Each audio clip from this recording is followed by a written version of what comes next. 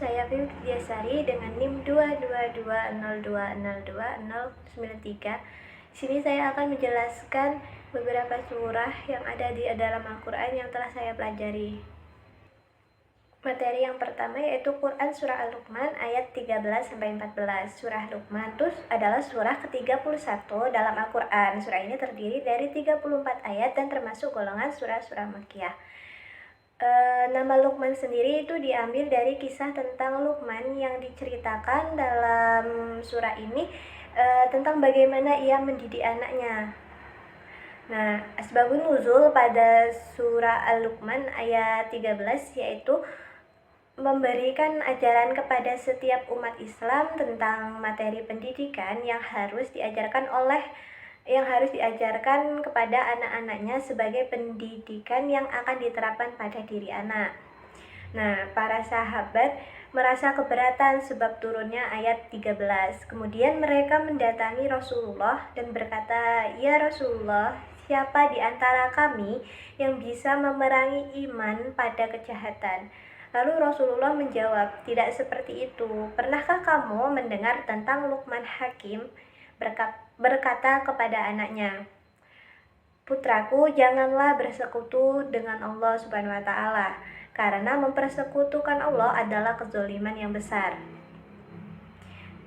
Yang selanjutnya yaitu nilai-nilai yang terkandung di dalam Quran surah Luqman ayat 13-14. Yang pertama yaitu perintah untuk tidak mempersekutukan Allah Subhanahu wa Ta'ala atau syirik. Pada ayat ke-13 surah Luqman pada ayat ke-13 Luqman mengajarkan kepada anaknya untuk menyelamatkan diri agar terhindar dari perbuatan syirik atau mempersekutukan Tuhannya. Perintah tersebut juga memuat ajaran tentang keberadaan dan keesaannya. Luqman memberikan larangan kepada anaknya untuk tidak menyekutukan Allah Subhanahu wa Ta'ala. Hal tersebut sebagai bukti pengabdian seorang hamba kepada Sang Khalik agar mampu melakukan sesuatu hal yang diperintahkan dan meninggalkan segala larangannya. Nah, perintah yang selanjutnya yaitu perintah untuk berbakti kepada kedua orang tua. Anjuran menghormati kedua orang tua juga diajarkan di dalam surah Al-Luqman ayat 14. Bahwasanya sebaik-baiknya anak dapat menjadi penolong bagi orang tuanya. Karena seorang ibu yang telah berjasa melahirkan kurang lebih selama 9 bulan dengan keadaan yang sangat lemah, menyapihnya dalam usia 2 tahun. Yang selanjutnya itu surah Al-Baqarah ayat 83.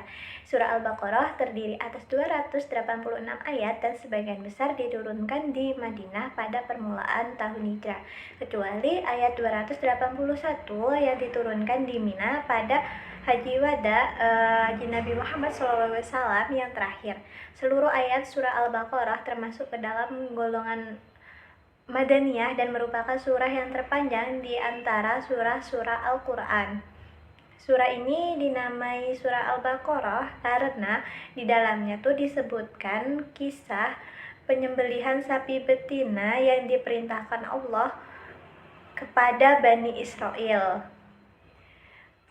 Terdapat pada ayat 67 sampai ayat 74. Dinamai juga surah Alif Lam Mim karena surah ini dimulai dengan Alif Lam Mim. Yang selanjutnya yaitu asbabun nuzul surah Al-Baqarah ayat 83. Ayat ini diturunkan itu berhubungan dengan peristiwa Raja Najasyi dan para pendeta. Ketika mereka mendengar ayat Al-Quran ini dibaca di hadapan mereka, melelehlah air mata mereka karena yakin dan percaya terhadap isi kandungan ayat-ayat tersebut. Ayat ini tuh diturunkan sebagai ketegasan bahwa di antara ahli kitab atau ahli kitab Bani Israel itu ada juga yang beriman kepada Allah dan pada apa yang diturunkan kepada Nabi Muhammad SAW. Sekalipun itu jumlahnya hanya sangat sedikit. Yang selanjutnya hikmah surah Al-Baqarah ayat 83. Yang pertama yaitu Allah Subhanahu wa taala telah mengambil perjanjian dari Bani Israel yang berisi pokok-pokok agama yang harus diamalkan. Bani Israel telah sepakat yang harus diamalkan, dan Bani Israel itu telah sepakat dengan perjanjian itu, namun kemudian melanggarnya. Yang kedua yaitu kewajiban untuk menyembah Allah Subhanahu wa taala dan tidak menyekutukan Allah dengan sesuatu apapun. Yang selanjutnya, melalui ayat ini juga tuh Allah Subhanahu wa taala telah mengungkap sifat asli Bani Israel yang suka berkhianat dan melanggar perjanjian. Hanya sedikit dari kalangan Bani Israel itu yang dapat menepati janjinya. Materi yang selanjutnya yaitu surah Al-Maidah ayat 48. Surah Al-Maidah itu terdiri dari 120 ayat dan termasuk surah Madaniyah. Hanya saja ada ayat-ayat yang diturunkan di Mekah pada waktu Haji Wada setelah Nabi Muhammad SAW hijrah ke Madinah. Surah ini tuh dinamakan Al-Maidah, artinya hidangan, karena memuat kisah pengikut-pengikut setia Nabi Isa alaihissalam yang meminta kepada Nabi Isa agar Allah itu berkenan menurunkan Al-Maidah atau hidangan makanan dari langit untuk mereka. Asbabun nuzul surah Al-Maidah ayat 48 itu, surah Al-Maidah ayat 48 itu diturunkan karena terjadinya penyelewengan terhadap ajaran-ajaran pada kitab terdahulu. Banyak ajaran yang menyembunyikan kebenaran dari kitab sebelumnya oleh pengikut para nabi dan rasul sebelum Nabi Muhammad SAW yang diganti sesuai dengan keinginan mereka.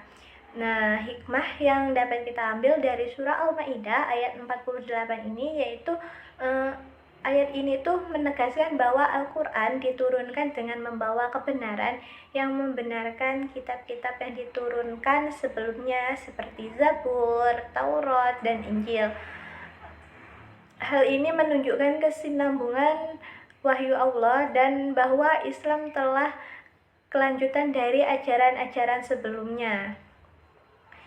Al-Quran tuh berfungsi sebagai batu ujian terhadap kitab-kitab sebelumnya, yang artinya bahwa Al-Quran itu kebenaran dari kitab-kitab sebelumnya yang masih sesuai dengan Al-Quran itu tetap dianggap benar, sementara yang bertentangan itu ditinggalkan. Ini selanjutnya yaitu surah Al-Imran ayat 159 dan 190 sampai 191. Surah Al-Imran ini terdiri dari 200 ayat dan termasuk surah Madaniyah. Dinamakan Al-Imran karena memuat kisah keluarga Imran yang juga menyebutkan kisah kelahiran Nabi Isa alaihissalam serta kelahiran Maryam putri Imran ibu Nabi Isa alaihissalam. Nah, asbabun nuzul dari ayat ini tuh pada kaum muslimin tuh mendapat kemenangan dalam perang Badar. Banyak orang-orang musyrikin yang menjadi tawanan perang. Untuk menyelesaikan masalah itu, Rasulullah tuh mengadakan musyawarah dengan Abu Bakar As-Siddiq dan Umar bin Khattab. Rasulullah meminta pendapat mereka. Abu Bakar berpendapat bahwa tawanan perang sebaiknya dikembalikan pada keluarganya dengan membayar tebusan. Sedangkan Umar bin Khattab itu berpendapat bahwa tawanan perang itu dibunuh saja. Hal ini dimaksudkan agar di belakang hari mereka tuh tidak berani lagi menghina dan mencaci Islam. Dari dua pendapat yang bertolak belakang ini, Rasulullah sangat kesulitan mengambil keputusan. Akhirnya Allah Subhanahu wa taala menurunkan ayat ini yang menegaskan agar Rasulullah Shallallahu alaihi wasallam berbuat lemah lembut. Jadi ayat ini tuh diturunkan sebagai dukungan atas pendapat Abu Bakar As-Siddiq. Di sisi lain juga memberi peringatan kepada Umar bin Khattab apabila dalam musyawarah pendapatnya itu tidak diterima, hendaklah bertawakal kepada Allah Subhanahu wa taala, karena Allah sangat mencintai orang-orang yang bertawakal. Isi kandungan dari ayat 159 ayat ini tuh berisi tentang perintah untuk berlaku lemah lembut kepada orang lain dan perintah untuk memaafkan kesalahan orang lain serta perintah untuk bertawakal kepada Allah Subhanahu wa taala. Ayat ini turun dalam konteks perang. Yang pertama yaitu ada perang Uhud dan yang kedua yaitu perang Badar. Nah, kesimpulannya itu ayat ini tuh berisi tentang prinsip musyawarah, yaitu lemah lembut, saling memaafkan, menghargai pendapat orang lain, dan bertawakal kepada Allah. Asbabun nuzul dari surah ini itu tuh At-Tabrani dan Ibnu Abi Hatim meriwayatkan dari Ibnu Abbas. Dia berkata, orang-orang Quraisy mendatangi orang-orang Yahudi dan bertanya kepada mereka, apa tanda-tanda yang dibawa Musa kepada kalian? Orang-orang Yahudi itu menjawab, tongkat dan tangan putih bagi orang yang bisa melihatnya. Lalu orang-orang Quraisy itu mendatangi orang-orang Nasrani. Mereka bertanya kepada mereka apa tanda-tanda yang diperlihatkan Isa. Lalu mereka tuh menjawab, dia dulu menyembuhkan orang yang buta, orang yang sakit kusta, dan menghidupkan orang yang mati. Lalu mereka mendatangi Nabi Muhammad SAW, lalu berkata kepada beliau, berdoalah kepada Tuhanmu untuk mengubah bukit Safa menjadi emas untuk kami. Lalu beliau berdoa, maka turunlah firman Allah, yaitu Quran Surah Al-Imran ayat 190 sampai 191 ini. Isi kandungan dari Quran Surah Al-Imran ayat 190 sampai 191 ini yaitu Allah memerintahkan kita untuk senantiasa ingat kepada Allah Subhanahu wa taala dan juga memikirkan apa yang telah Allah Subhanahu wa taala ciptakan sehingga kita dapat mengambil suatu pelajaran darinya. Hal ini juga mengharuskan adanya integrasi antara fungsi akal, yaitu berpikir dengan zikir sebagai satu kesatuan yang harus ada pada setiap orang muslim agar mampu mengambil hikmah-hikmah yang terdapat pada tanda-tanda kekuasaan Allah Subhanahu wa taala. Selanjutnya yaitu surah Al-Isra ayat 32 dan surah An-Nur ayat 2. Surah Al-Isra ini merupakan bagian penting dari ajaran Islam yang memberikan larangan tegas terhadap perbuatan zina. Dalam ayat ini, zina dianggap sebagai perbuatan keji dan dijauhi sebagai jalan yang buruk. Ayat ini juga menyoroti pentingnya menjaga kehormatan dan kebersihan diri serta mengendalikan hawa nafsu. Isi kandungan dari surah ini tuh ayat ini memiliki arti, dan janganlah kamu mendekati zina, sesungguhnya zina itu adalah suatu perbuatan yang keji. Penegasan Al-Quran terhadap kejahatan zina juga diperkuat oleh pemikiran Imam Al-Ghazali dalam kitabnya Ihya Ulumuddin. Beliau menekankan bahwa zina bukan hanya mencakup hubungan seksual di luar pernikahan, tetapi juga melibatkan pandangan yang tidak senonoh dan pikiran yang memprovokasi gairah seksual. Dengan demikian, larangan mendekati zina dalam surah Al-Isra ayat 32 ini mencakup aspek-aspek yang lebih luas dari sekedar tindakan fisik, tetapi juga melibatkan kontrol terhadap pikiran dan perilaku yang mengarah kepada perbuatan terlarang.